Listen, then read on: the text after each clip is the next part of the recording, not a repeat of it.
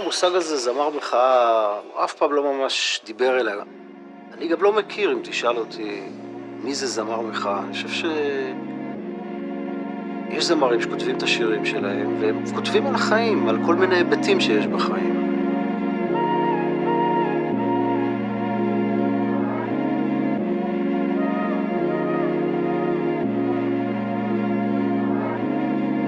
לפעמים הים שקט ואין גלים, והתסכול סובב אותך מעגלים.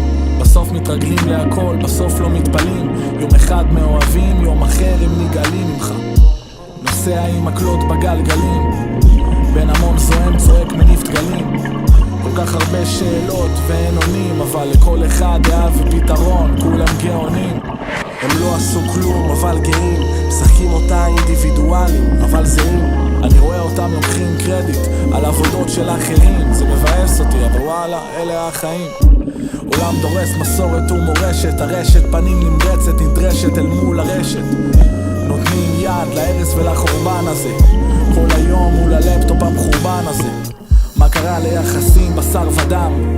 מה קרה ללתקשר כמו בני אדם? כל העולם הזה בלופ חוזר של ציניות וכסח, חיים דרך הפייסבוק והוואטסאפ.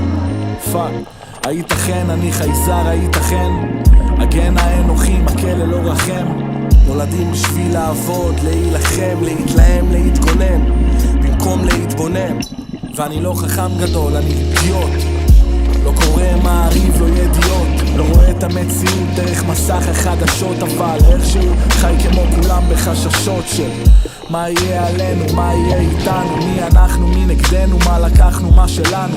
אולי איזה פסיכי יחליט שנמאס לו מאיתנו, ישלח טיל שיעיף פה את כולנו.